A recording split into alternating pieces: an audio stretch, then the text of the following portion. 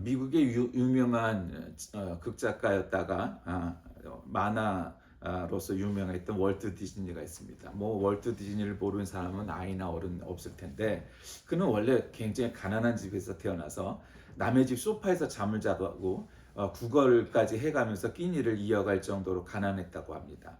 그 어려운 중에도 어린이에게 관심을 갖고 어떻게 하면 어린이들을 정서적으로 잘 키울 수 있는가를 연구하다 결국 만화를 그리기 시작을 했고, 결국 디즈니랜드를 만들게 됩니다.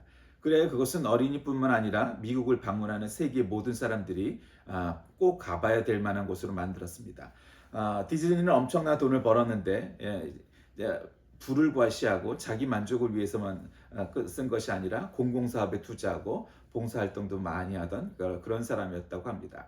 그래서 월트 디즈니의 만화들에서는 지나치게 선정적이거나 폭력적인 장면이 없는 것으로 유명합니다. 왜냐하면 아이들의 정서에 좋지 않다고 판단했기 때문에 그렇죠.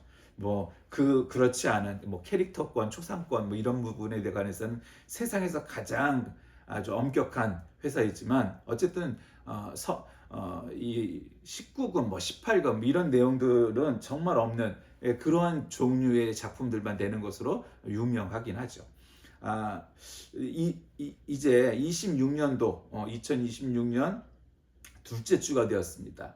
오늘은 주님의 수세주일입니다. 원래 주님의 수세주일은 주님께서 세례자 요한에게 세례를 받으신 날, 그리고 동방박사에게 경배를 받은 날. 그러니까 세례를 받은 걸 강조하는 건 이제 동방교회 전통이고, 동방박사의 참여를 받았다는 거는 이제 서방교회 전통이긴 하지만, 어쨌든 그것이 다 있어서 이 주님께서 세례를 받으시고 동방박사의 참배를 받은 이제 그 모든 일들이 이제 있었던 것으로 주님의 수세주일, 원래 1월 6일이 주연절이죠.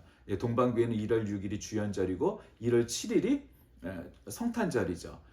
그렇게 성탄이 1월 7일에 있습니다. 그래서 이런 기간입니다. 새해의 첫 시작이 바로 그렇게 시작되는 그런 교회력을 갖고 있습니다. 저는 오늘 여러분들과 함께 잠언 14장 말씀을 중심으로 해서 그 자식들에게도 이런 제목으로 말씀을 나눠주고자 합니다. 우리가 잘 알다시피 지역을 불문하고 종교를 불문하고 모든 종교, 모든 철학에는 지혜가 있죠. 인간은 이렇게 살아야 한다. 이럴 때는 저렇게 살아야 한다. 이런 게 있습니다.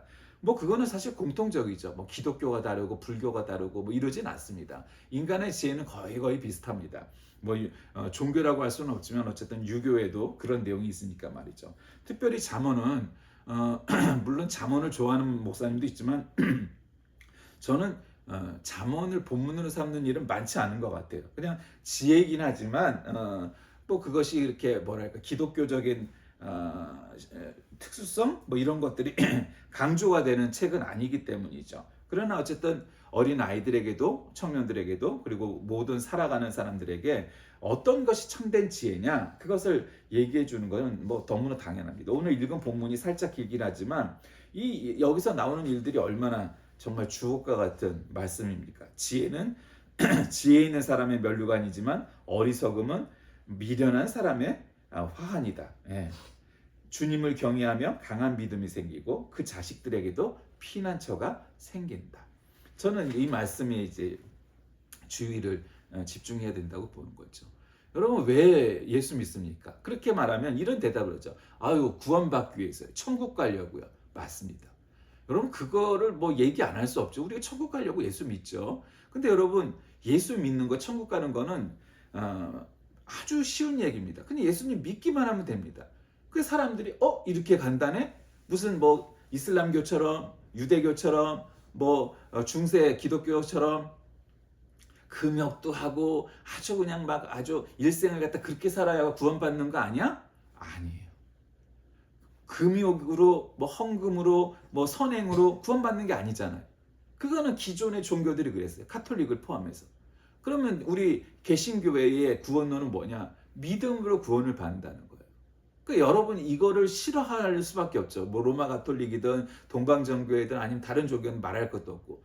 야, 믿음으로 구원받는다고? 그럼 우리는 착하게 살아도 구원 못 받는다는 거야? 다른 종교에서? 이렇게 얘기하는 거죠. 그리고 로마 가톨릭이나 동방정교에서도 야, 그거를 그렇게 가르친다고? 그럼 우린 뭐가 되는 거야? 여태까지 우리가 가르친 거. 뭐 이런 식이 되는 거죠. 근데 여러분 성경을 보세요. 성경에 어느 구절에 너희가 돈을 많이 벌어서 헌금을 많이 하면 내가 너희에게 구원을 주리라.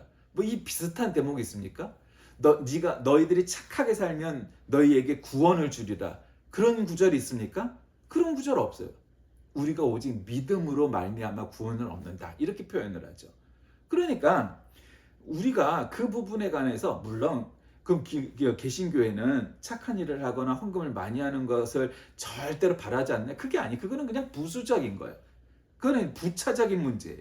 그러면 정말 중요한 건 뭐냐? 그건 믿음이죠. 그래서 우리가 예수 믿고 구원 받으려고 교회 다녀요. 근데 여러분 여기에 함정이 있습니다. 그거를 주장하는 것은 당연하고 마땅한 일이지만 거기에서 머물면 기독교가 발전을 못하는 거예요. 개인이 신앙이 성숙하지 못하는 거예요. 그런데 한국 교회는 결국 거기에서 끝나버린 사람들이 너무 많아버린 거예요. 그러니까 오늘날 한국 교회가 이렇게 된 건 그런 영향이 있는 거죠. 야, 믿음 있으면 구원받는 거야. 내가 사람을 죽여도 예수님께 죄 용서받으면 구원받는 거야. 그리고 너무 뻔뻔하게 하니까 그렇게 욕을 많이 먹는 거예요. 그 비슷한 일들이 너무너무 많은 거죠. 야, 네가 어떻게 알아? 내가 예수님한테 구원받았고 내가 예수님한테 죄 용서받았으니까 나는 사람을 죽인 일도 다 용서받았어. 그러니까 아무도 터치하지 마. 그 이따위가 돼버린 거예요. 싸구려 복음으로 만들어버린 거죠.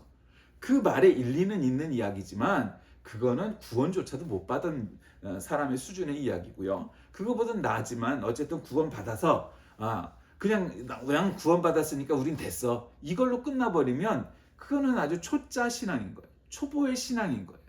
몽학선생인 거예요.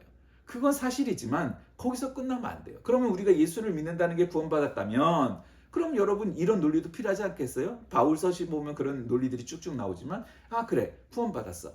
그럼 뭐 평생을 땡땡이 치고 주일도 잘 안 지키고 11조도 안 하고 교회에서 봉사도 안 하고 그렇게 살다가 죽을 날 돼서 그냥 교회 와서 장례식만 치르면 될 거 아니에요? 근데 그 신학의 논리가 성경의 논리가 그럼 그렇게 해도 된다라고 가르치겠어요? 천만에요. 그렇지 않아요. 물론 어떤 사람은 정말 평생을 신앙생활 하지 않다가 죽음이 가까웠을 때 이거는 안 되겠다 하고 구원열차 얻어 타는 사람 있을 수 있죠. 얄밉게도. 그 사람에게는 면류관 따위가 있을래야 있을 수가 없는 거죠. 그러면은 어려서부터 혹은 소위 말하는 모태신앙으로 예수를 믿기 시작한 사람들은 그러면 그 오랜 세월 동안 그러면 잠깐 예수 믿는다고 고백을 하고 구원받았다고 말하는 사람들과 뭐가 달라지겠습니까? 다르죠. 짬밥이 다르잖아요. 속된 얘기로. 뭔 또 짬밥이 달라야 될까요? 야, 난 구원받았어? 그걸로 끝나나요? 아닌 거예요. 한국 교회가 오늘날 이렇게 된 이유 중에 하나는 바로 거기서 구원에서 끝나버렸기 때문입니다. 그것 이외에는 아무것도 없기 때문입니다. 여러분 역사를 아는 분들을 공부해 보면은 천년왕국이라는 거는 정말 드뭅니다. 신라가 그러니까 만약에 고구려가 신라처럼 천년왕국을 이뤘다면 우리나라도 왕년에 대제국을 가졌겠죠. 어떤 책에는 우리나라가 옛날에는 세계 전체를 지배했다. 환단고기 같은 책이 있는데 저는 그거를 정설하고 인정하지는 않습니다. 그러나 어쨌든 그런 주장도 있지만 그건 모든 사람에게 인정을 받는 책은 아니고 어쨌든 정사에 보면 천년왕국은 신라가 있고 고려 조선 다 500년 했죠. 사실 대단해요, 여러분. 중국은 300년 이상 간 나라가 없고요. 평균이 나라가 30년을 유지했어요.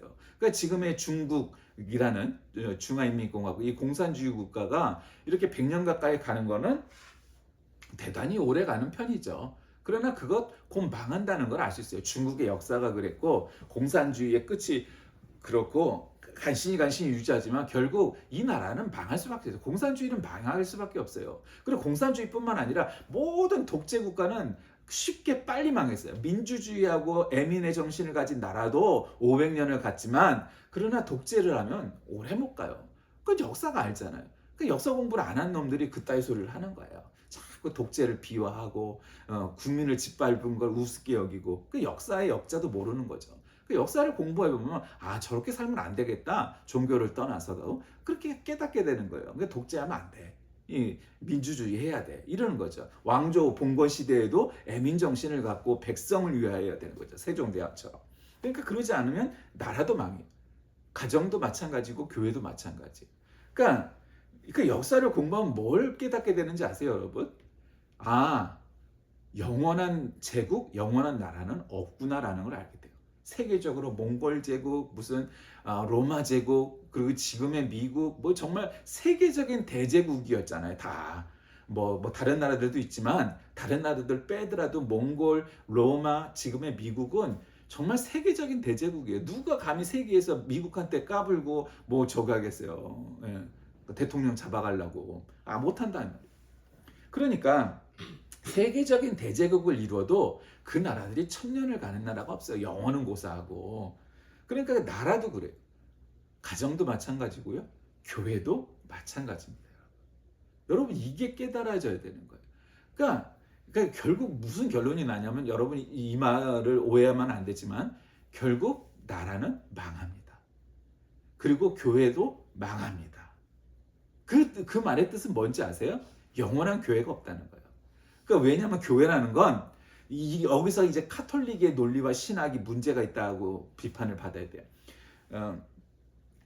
카톨릭은 이 교회에 성경을 주었다고 여기는 사람들이라고 예전에 그런 설교 중에 그런 말을 했죠. 우리는 그렇게 여기지 않고 하나님이 우리에게 교회의 성경을 준 게 아니라 성경이 우리에게 교회를 만들었다고 생기는 논리일 거예요. 그러니까 교회는 망할 수밖에 없는 거예요. 왜 한국교회가 그러냐? 한국교회뿐만 아니라 세계 어느 교회도 영원한 교회가 없어요.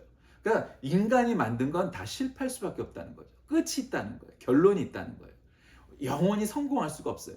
소위 말하는 진보주의, 자유주의, 뭐 이런 낙관론 이런 것들이 인간이 결국은 이 세상을 좀 더 행복하게 만들고 물론 아주 극단적인 보수주의자처럼 세상은 멸망하게 돼 있어 죄로 가득 차서 그래. 근데 어떻게 보면 그것이 보수적인 시각에 가까운 거죠. 인간이 만든 건 다 실패예요. 그러니까 모든 교회를 다 망하게 돼 있는 거예요. 이 논리를 정확히 알고 있어야 돼요. 인간이 만든 제도라는 거는 언젠간 망해요. 왜 망하냐? 그 시절을 다 했기 때문이죠. 그 인간이 만든 생각과 제도라는 건 항상 시대적, 상황적, 컨텍스트적인 요소가 있기 때문에 그 시대에는 필요해서 생겨났겠죠. 그리고 그렇게 필요할 만큼으로 만들었겠죠. 근데 시간이 흘러가면 사람들이 그걸 기득권을 가지고 그냥 그대로 유지하려고 해요. 그래야 내가 기득권을 가지니까. 그런데 끊임없이 개혁해야 되는 거죠. 끊임없이 변화해야 되는 거죠. 상황에 맞게, 시대적인 상황, 조류에 맞게. 근데 그렇게 안 해요. 그래서 로마 가톨릭이 망한 거고, 그리고 오늘날 프로테스탄트 교회도 그런 위기에 접한 거예요. 한국이 유행이 빠르잖아요. 그러니까 한국 교회가 세계 교회 보여줄 수 있는 건 이렇게 하다가 망한다라는 거를 몸소 보여주고 있는 거예요. 물론 이제 우리의 기독교가 거의 19세기 이제 기독교예요. 19세기 신학을 가진 기독교이기 때문에 근데 21세기를 우리가 살잖아요. 이게 시차가 200년이 된단 말이에요.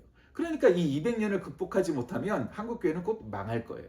그러니까 그걸 정확히 알고 있어야 되는 거죠. 왜? 우리의 신학이 19세기 신학이란 말이에요. 그러면은 200년의 그 시차를 넘어설 수 있느냐? 못 넘어서요, 결국. 200년의 역사를 우리는 거스르고 있기 때문에 그리고 그게 아니고 우리는 21세기 신학으로 살아가고 있어 하는 소위 말하는 진보적인 신학을 가진 사람들은 안 망할 거야? 아니, 망해요.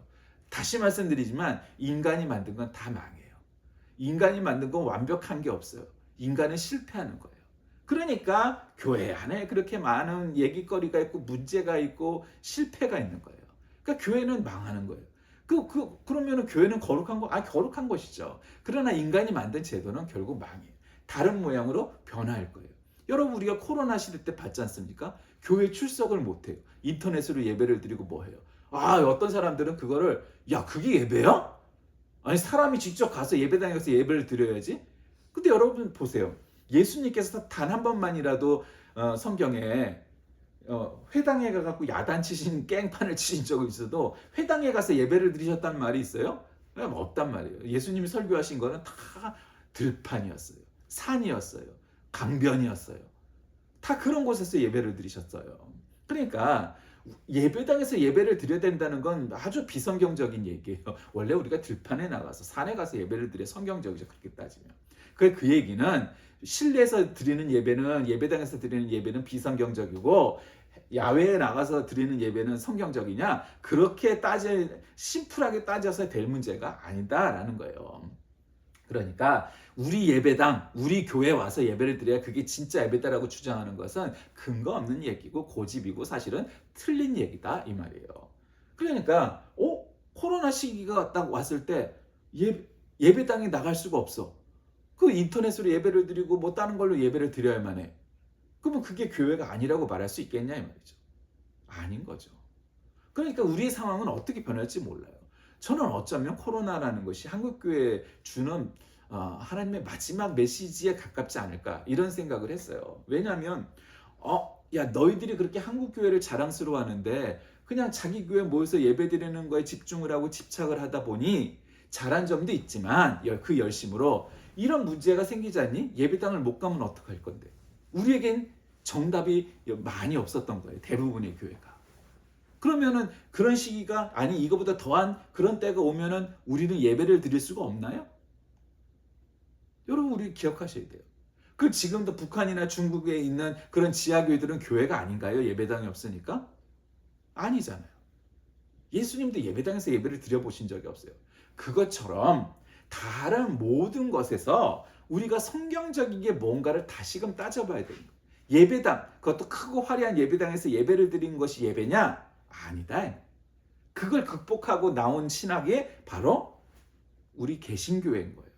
우리는 어디서 예배를 드리고 성전에서 예배를 드리고 뭐 십자가 앞에서 예배를 드리고 성만찬을 꼭 해야 예배고 이렇게 생각하지 않는단 말이죠. 그러니까 그것이 참된 신앙, 참된 예배를 드리는 자가 그런 거예요. 근데 아까도 말씀드렸듯이 교회는 결국 망할 수밖에 없는 거예요. 그러니까 여기에 목숨을 걸면 안 돼요. 교회는 망하게 돼 있는 거예요. 국가도 망해요. 왜? 사람이 만든 거기 때문이죠. 물론 하나님 만드셨죠. 그러나 그 제도를 누가 꾸몄어요? 그 디자인을. 결국은 사람들이 한 거잖아요. 그래서 장로교회는 이런 식으로, 감리교회는 이런 식으로, 성결교회는 이런 식으로, 뭐 침례교회는 이런 식으로 이렇게 만들어놨잖아요. 다 조금씩 다르게. 다 장점도 있고 또 문제점들도 다 있겠죠. 그러나 그것과 관계없이 모든 개신교회가 오늘날 그것도 한국의 개신교회가 갖고 있는 딜레마는 뭐냐면 이거는 200년 전 신학에다가 한국적인 요소를 첨가하고 그리고 거기에 기득권과 말도 안 되는 논리를 갖다 핀 기복신앙이 짬뽕이 된 신학이 주류란 말이에요. 그러니까 문제가 되는 거예요. 이게 아주 큰 문제인 거예요. 그러니까 결국 한국교회가 오늘날 세상 사람들이 지탄을 받는 그러한 집단이 되어 있지 않습니까? 여러분 이거 빨리 인식해야 돼요. 그걸 모르는 사람들은 영안이 닫힌 거예요. 지금 사람들이 개신교회 다니는 교인이다 혹은 목사다 한마디로 개신교를 대표할 수 있게 목사다 이러면 낮은 눈으로 보지 존경 어린 눈으로 보지 않아요. 그러니까 그게 왜 이렇게 됐습니까? 우리가 쓸데없는 짓들을 너무 많이 한 거예요. 부정과 비리와 죄를 너무 많이 지은 거예요.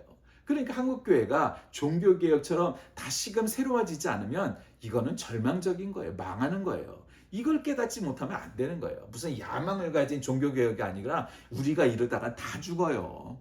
다 죽는다는 걸 깨달아야 돼요. 맨날 뉴스에 교회와 목사가 죄인으로 나오잖아요. 구속되고 뭐 이러잖아요. 한국을 망치는 지금 주류가 개신교회 아니겠어요? 이걸 깨달아야 돼요. 모든 사람들이 그렇게 생각을 해요. 그러니까 우리만 아니라고 주장을 하는 거예요. 뭐 여기서 우리랑 굉장히 소수이긴 하지만 그러나 그걸 방관하는 우리도 역시 또 죄인인 거예요. 그들을 쳐내야 되는 거죠. 저건 이단이다, 사입이다, 저건 가짜다. 분명히 개혁하지 않으면 안 될 거다 이 말이에요. 잠언은 전체적으로 지혜와 어리석음, 우매를 얘기합니다. 신실과 불성실을, 교만과 경건한 자 이렇게 대비를 하죠. 의인과 죄인. 근데 진정한 죄인은 뭐고 우리 자녀들에게 물려줘야 할 것은 뭐냐? 그 자식들에게도 피난처가 되는 것이 지혜. 여기서 말하는 지혜는 믿음이라고 했어요. 그것이 뭐겠어요? 하나님을 경외하는 것이 그런 거라는 거죠. 여러분 하나님을 경외하는 것이 지혜의 근본이라고 말씀하죠 성경은. 그러니까 여러분 하나님을 경외하는 것이 지혜의 근본이어야 돼요. 지식 많으면 좋죠. 여러분 우리가 소크라테스보다 지식이 많은 거는 분명히 아시죠? 소크라테스는 우리가 알고 있는 지식과는 게임도 안 될 만큼 지식이 적었어요. 근데 그럼에도 불구하고 소크라테스가 우리보다 더 지혜로운 자라는 건 그건 또 알게 되죠. 그렇죠? 소크라테스 책을 한 번이라도 읽어보면 알 수 있어요. 그러니까 우리가 지식이 많다고 해서 지혜로운 게 아니에요. 지식과 지혜는 다른 차원의 문제가 돼요. 근데 지혜의 근본은 뭐 지식도 마찬가지지만 하나님을 경외하는 거예요. 그러니까 믿음이 없이는 이것이 참된 지혜와 지식을 가질 수가 없어요. 그게 미련한 자예요. 하나님을 아는 자가, 하나님을 잘 믿는 자가 지혜 있는 자예요. 막 세상에 막, 야, 나는 세계적인 부자야. 그리고 아주 건방진 사람들 되게 많죠. 야, 내가 박사학위가 몇 개고 세계적인 석학이야. 그러니 내 말 잘 들어. 그런 놈도 많죠. 또 어떤 놈은, 야, 내가 대통령인데 니들이 알 게 뭐야? 다 박아! 이러면서 총뿌리 들이대고. 그런 독재자도 많죠. 그러나 다 그런 교만함은 말 같지도 않은 얘기들인 거예요. 다. 내가 돈이 많으니까, 힘이 많으니까, 뭐 학식이 많으니까 따위의 일들로 하나님과 대적할래야 할 수가 없는 거죠. 그런 분이 하나님이신 거예요. 그러니까 내가 똑똑하니까 내가 똑똑함으로 지식과 지혜로 하나님께 다가가 버리라. 물론 그래야죠. 그 방향이 틀린 건 아니겠지만 그걸로 여러분 하나님을 능가하고 이겨먹을 수 있겠습니까? 말도 안 되는 얘기예요. 그거예요, 결론은.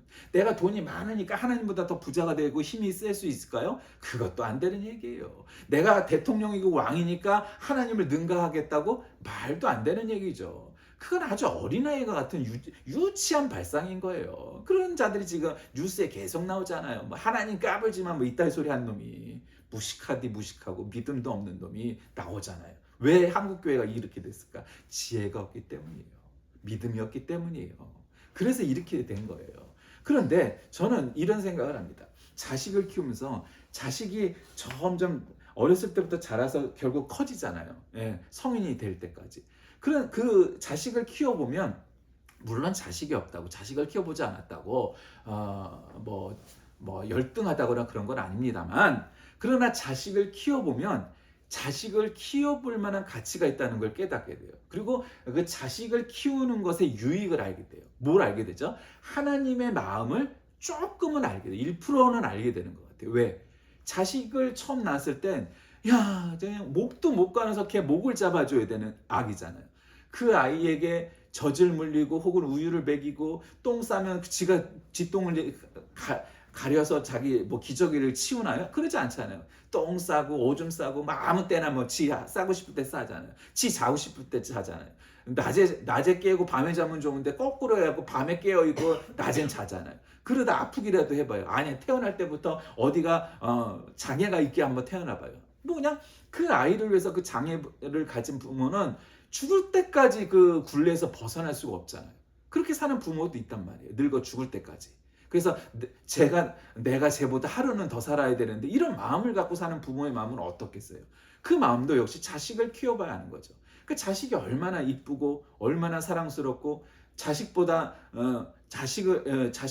내가 먼저 죽어야지 자식이 나보다 먼저 죽는 꼴을 보는 건 있을 수가 없잖아요. 극한 상황이 와도. 그게 부모의 마음인 거예요. 근데 그 인간의 마음도 아름답고 고귀한 거지만 하나님의 사랑에 비한다면 그거는 잽도 안 되는 거다 이 말이에요. 그러니까 하나님의 마음을 조금은 알 수 있는 거예요. 자식을 키워보면. 그 자식이 처음에는 말 같지도 않고 똥오줌도 못 가누고 그러던 아이가 점점 자라서 나하고 대화가 되기도 하고 어른이 되어서 사람 노릇을 하고 건강하게 자란 모습을 보면 얼마나 그게 감격스럽고 자랑스럽고 기쁨이 되는 일이겠어요. 그러나 또 다 컸다고 그게 다가 아니죠.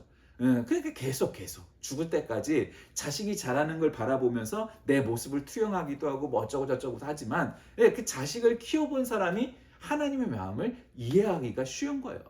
하나님의 마음을 이해하려면 자식을 키워봐야 되는 거죠. 그래야 자식이 내가 자식을 바라보는 눈으로 하나님이 나를 그와 같은 눈으로 바라보시겠구나 라는 걸 알 수가 있는 거예요.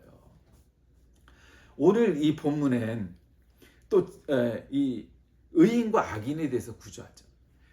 여러분 성경이 말하는 의인과 악인은 뭡니까? 나는 착하게 살았으니까 의인이고 너는 착하게 안 살았으니까 악이냐라는 게 아니죠. 예수를 믿는 자가 의인인 거예요. 성경은 그렇게 말해요. 예수를 믿는 것이 의로운 일이에요. 예수를 믿지 않는 게 악인 거예요. 죄인인 거예요. 여러분 성경은 그렇게 심플하게 됩니다. 정말 뭐 성격이 온수하고 온유한 자가 착한 사람이고 성격이 강하고 급한 자가 악인이고 이렇게 얘기하지 않아요. 예수를 믿는 자가 의인이에요. 그러면 예수를 안 믿는 자는요? 악인이에요. 성경은 아주 심플하게 얘기합니다. 목사님, 세상 밖에도 착한 사람이 있죠. 예수 믿는 신자들 중에 나쁜 놈이 더 많은 것 같아요. 요즘 보면은. 그러나 그렇다고 해서 예수 믿는 자가 악인이 아니에요. 예수 믿는 자가 의인이고 믿지 않는 자가 악인인 거예요. 그 성격이 얼마나 온유하고 강박하고 뭐 급하고 이런 것과는 관계가 없는 거예요.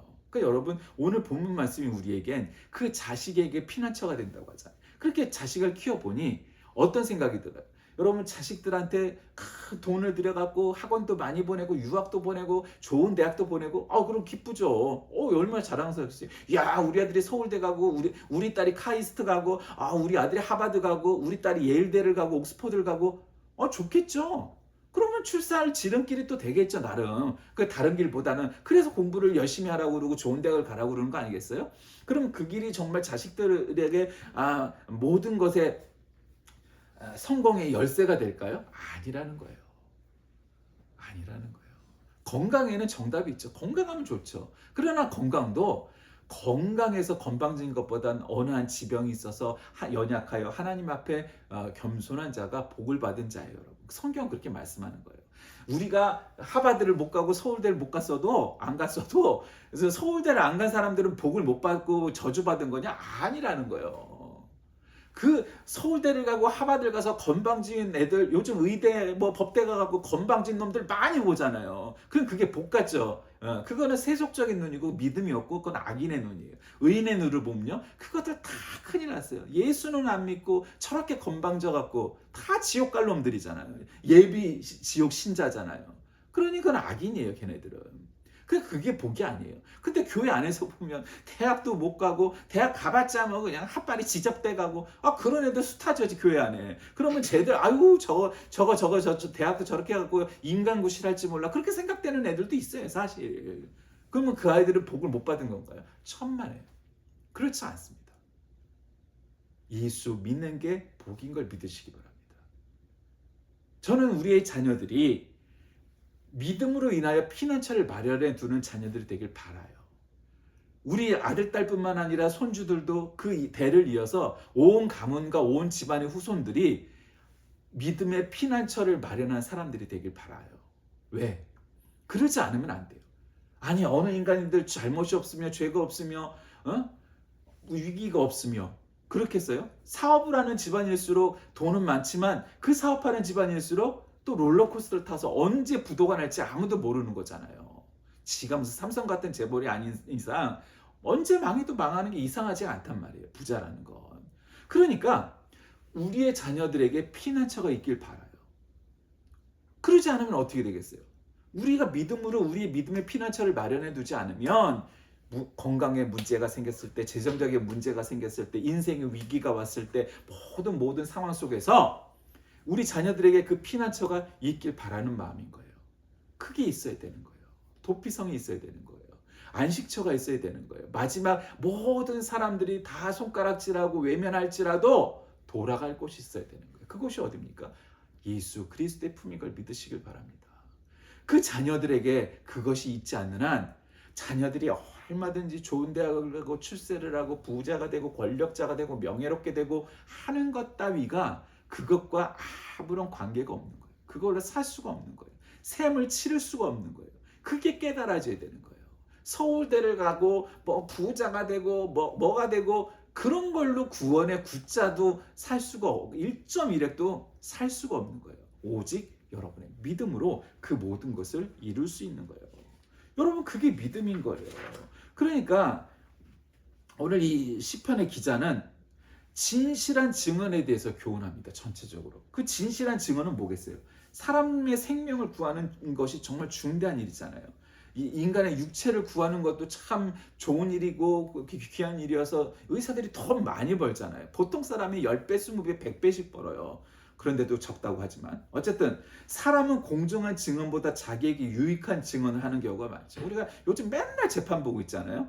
자기와 인간적인 관계가 있거나 자기에게 유리한 말로 포장을 하고 해석해대지만 진실은 그냥 뻔히 보고 있으면 보이는 거죠. 무언지. 자신의 마음에 든다든지 뭐 하는 이유로 부당한 증언을 하고 자기를 변호하기 위해서 거짓을 얘기하는 그런 자들을 우리가 얼마나 많이 봅니까? 그것은 죄죠. 잘못이고 그릇된 행동이에요. 그런 행동이 정직한 사람에게 억울한 결과를 가져다 줄 수밖에 없기 때문입니다. 그러므로 부당한 증언을 하는 자는 하나님 심판을 면치 못해요. 오늘도 계속 그 본문에 그 얘기가 나오잖아요. 그 성도들의 증언은 뭐 어떤 것이어야 돼요? 소극적이 아니라 적극적이어야 되고 진실만을 얘기해야 되는 거죠. 당장 나와 관계가 없어도 옳은 건 옳은 거예요. 아니 세상에 여러분 어지간한 목사가 한국 교회는 곧 망할 거라고 말하는 사람 많지 않아요. 물론 있어요. 한국 교회가 곧 망할 거라고. 한국 교회는 곧 망할 거예요. 그러니까 왜? 우리의 신학이 그리고 우리의 신앙 고백이 우리의 삶이 많이 문제가 있기 때문이죠. 그거를 인식 못하면 한국교회가 개혁하지 않으면 변화되지 않으면 한국교회는 결국 도태가 돼가는 죠. 옛날에 우리 한국교회 신자가 1200만이라고 공언했던 적이 있었습니다. 뭐 1200만까지 모르겠고 뭐 1000만이라고 따지면 우리의 최대치가 뭐 지금은 600만도 뭐 어쩌고저쩌고 이런 얘기가 나와요. 그런데 우리는 그렇게 절반으로 줄었는데 천주교회는 3배가 늘었어요. 3배가. 그러니까 여러분 이거 무시 조금 있으면 이게 크로스가 되는 거예요. 이제 그 정도 되면 정신을 차릴까요? 못 차려요. 한국교회 정신 못 차려요. 완전히 망하지 않는 한은 못 차려요. 하나님이 아브라함을 부르면서 네가 복의 근원이 되리라고 말씀하셨어요. 근데 여러분 우리가 아브라함 입장에서 생각해 보세요. 내 살던 땅을 고향을 떠나갖고 뭐 좋은 땅을 마련해 주시나 보랬는데 여러분 우리가 팔레스틴이라는 땅이 지금 봐도 여러분 우리가 지금 이스라엘 땅으로 이사를 가고 이스라엘이 우리나라 땅으로 이전한다고 누가 손해겠어요? 우리가 손해죠. 맨날 전쟁하는 나라, 그 물도 없는 나라, 농사도 안 되는 나라인데 우리가 바꾸고 싶겠어요? 이사를 가서? 안 바꾸고 싶단 말이죠. 그러니까 나는 아브라함이 그런 고백을 안 했지만 가나안 땅에 들어가서는 하나님 왜 이러시지? 나한테 복의 근원이 될 거라고 하고 뭐 이랬는데 아니 무슨 이런 땅을 나에게 주시지? 그러지 않았을까요? 그런데 문제는요. 그 땅이 얼마나 기름지냐 있지 않아요. 내가 가난한 집에 태어났는데 내가 학식이 없는 집에 태어났는데 내가 권력이 없는 집에 태어났는데 내가 건강하게 못 태어났는데 여러분 그 따위가 복을 보장해 주는 문제가 아니에요. 가나안 땅에 들어간 아브라함은 복의 근원이 되었고 믿음의 조상이 되었어요. 왜? 그 땅이 얼마나 비옥하고 그곳에 얼마나 물이 풍부하냐 있지 않았다는 거죠. 그리스도인은 악과 미련함이 아니라 의와 지혜를 선택해야 되는 거죠. 복의 근원이 되어야 되는 거죠. 내 땅이 지금 얼마나 이렇게 척박한데 여기서 무슨 뿌리를 내리고 꽃을 피우고 열매를 맺습니까? 이렇게 말할 것이 아닙니다. 그것은 별로 상관이 없어요. 하나님만 바라보세요. 하나님 경외하는 마음을 항상 간직하고자 사는 사람은 삶의 순간마다 어려움이 올 때라도 우리의 피난처 되시는 예수님께서 우리가 어려운 순간마다 우리를 구해 주실 것이고 우리가 숨을 쉬게 해줄 수 있을 겁니다.